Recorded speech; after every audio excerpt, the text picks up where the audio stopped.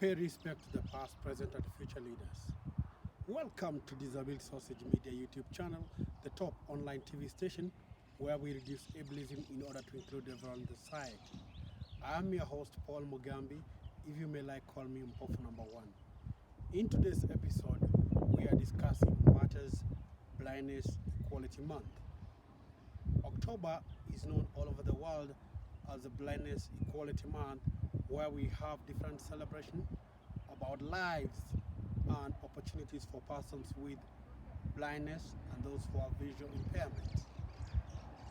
Today, I'd like to highlight 3 critical issues regarding persons with visual disability in reference to persons who are blind and vision impaired. Of course, these are spectrum of disabilities because there are those persons who are blind totally and those who have low vision, who have low vision and are facing different barriers to access services, whether it is social, economic, or political spaces all over the world. As we know, statistically, it shows that more than 2 billion persons have visual disability in the world. And among these, 250 million have total blindness and others have low vision, according to the World Health Organization 2018 report. Many a times, as you know, the data being presented to us, it shows that after persons with physical disabilities, persons with visual impairment follow suit. And as you know, this month we're looking on issues regarding blindness equality and how they are accessing services.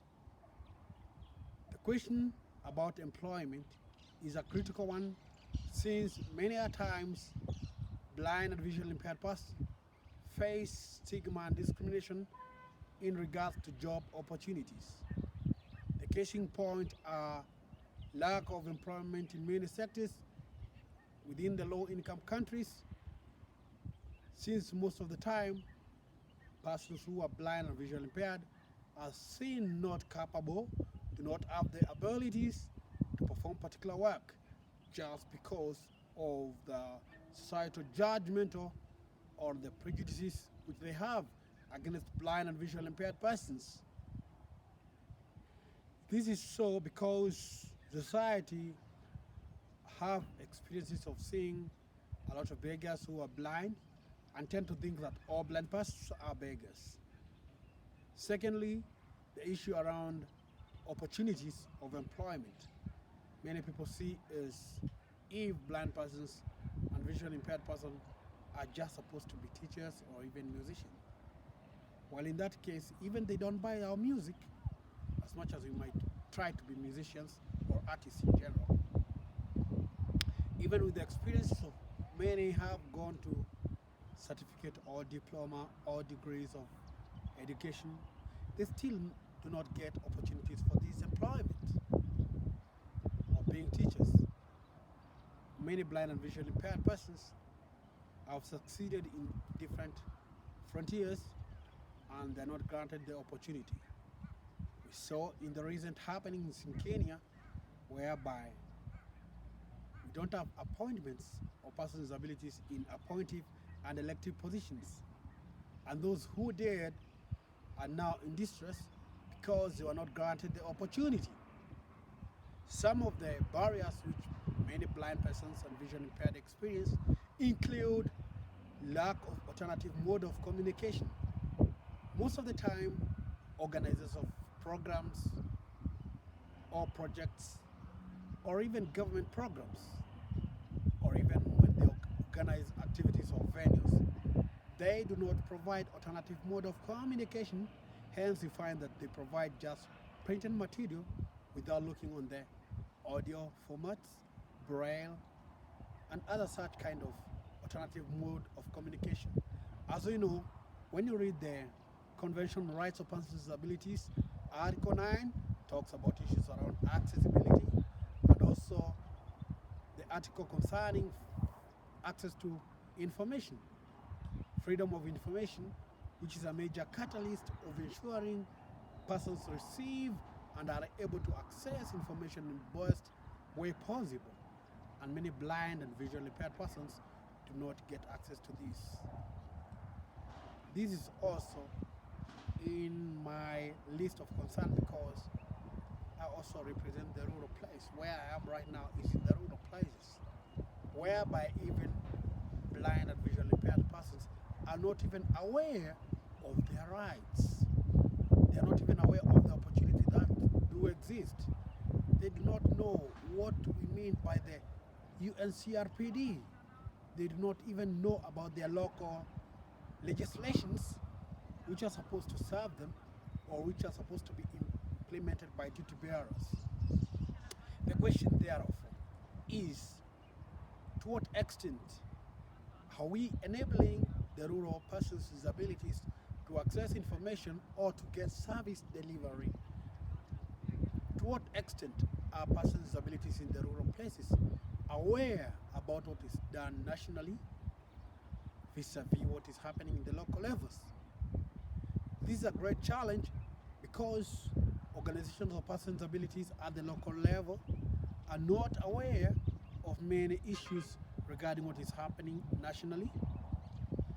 I tried a bit to ask few questions to the local fellow blind and visually impaired persons, whether they know of the Global Disability Summit commitment made by Kenya in 2018 and also in 2022.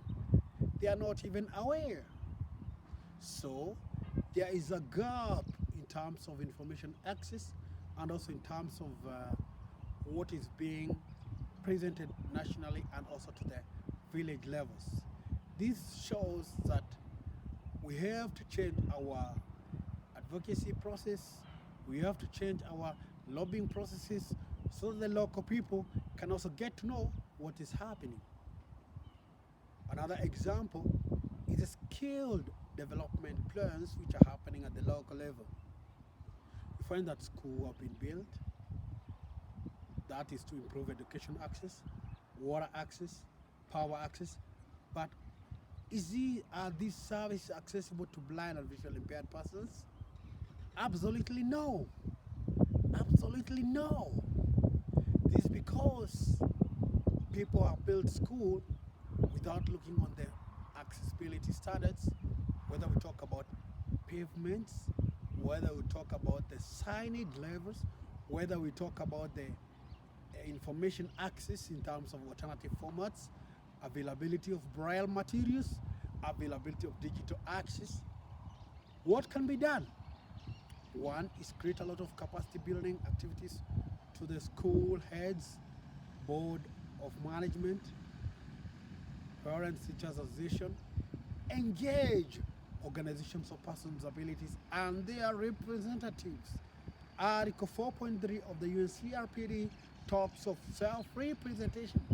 We like to see more persons with disabilities being engaged, and not just mere being engaged as a tick boxing exercise which normally happens, but through ensuring reasonable accommodation is taken care of when organizing meeting venues and also when accessing information, whereby you cater for transport, you cater for attributes of a sighted guide person, you cater for braille materials so that persons with abilities can contribute just like any other.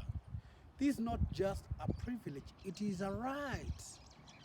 Article 54 of the Kenyan Constitution talks about issues around representation, and representation cannot go without provision of reasonable accommodation to the one who is representing persons with disabilities. As Disability Sausage Media, we say access to information is a right. It is not just a mere privilege. Article 35 of the Kenyan Constitution talks about freedom of information. And when persons with disabilities are not accessing information, it seems they are being left behind.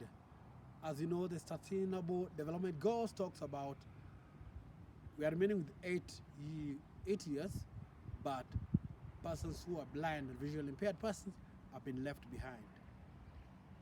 The second part which I wanted to address is the issue about the white cane.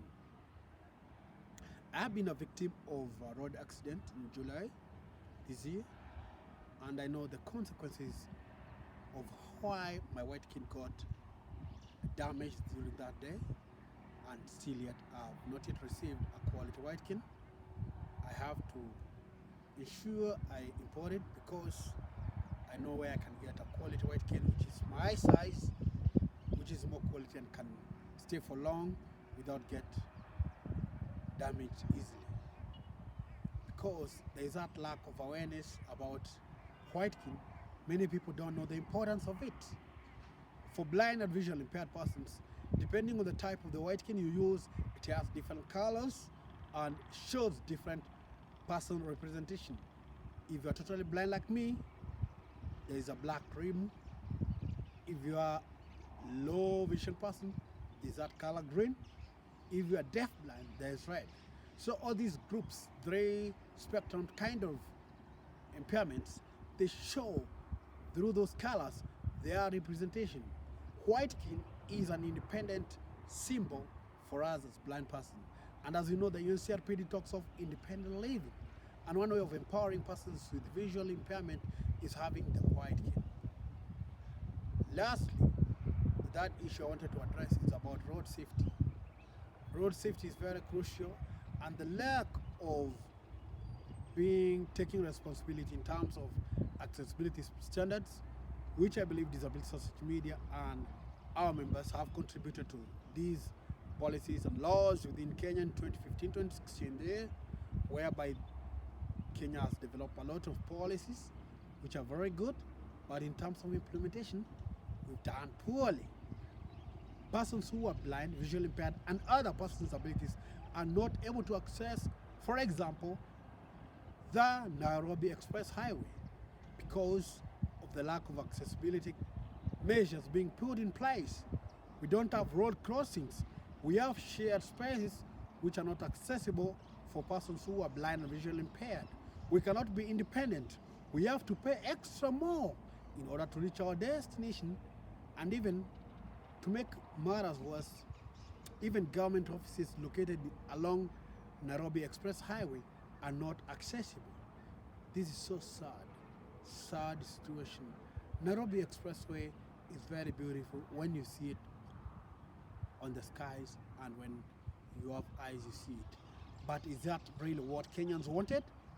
Kenyans wanted an accessible road for everyone, not just for the big guys with the vehicles, not just those people who can self-drive themselves, also for those who are using public means.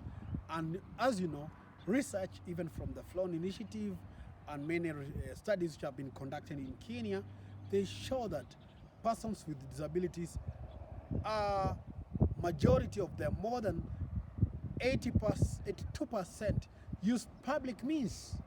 So we ask ourselves, even if government provided for us tax waiver for owning vehicles, is this really workable? Do majority persons who have disabilities, are they able to buy vehicles? Absolutely not.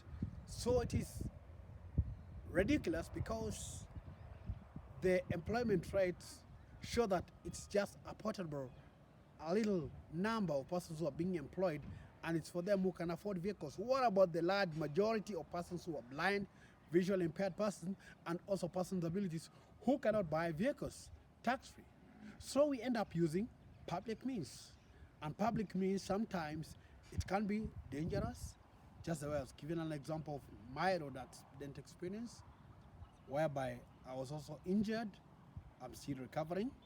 Secondly, some public conductors, or I call them transport engineers, or persons who support persons with disabilities, or those, let me call them money collectors within the vehicle in the Kenyan industry.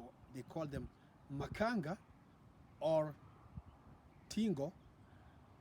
Some of them are not friendly to persons with disabilities, especially persons on wheelchairs or white canes or crutches.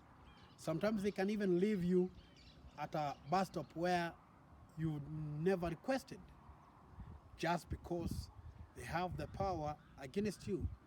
So at the end of the day, it becomes a disadvantage for a blind, visually impaired person who would like to walk independently, because you have been left in the wrong stage. You don't know where you are. And at the end of the day, if you are put in a wrong bus stop, you have again to pay more.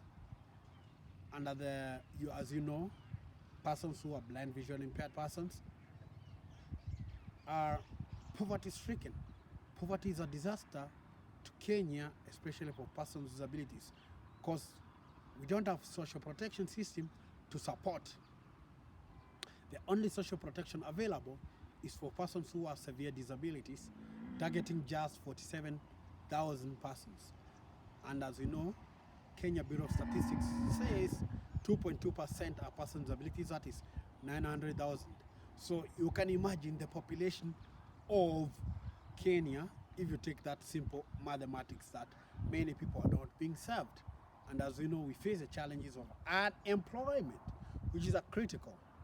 So our appeal as Disability Sausage Media, as we enjoy this October month, Blindness Awareness Month, Equality Month, let's strive to improve the quality of life for blind and visually impaired persons so that they can become more independent, they can become better white cane users, they can get employment opportunities. Let's not deny them. They have the capacity, let them give opportunity, and let's reduce ableism. Remember, this is a top online TV station. I am your host, Paul Mugambi. You can subscribe 5, 4, 3, 2, 1. Thank you for watching.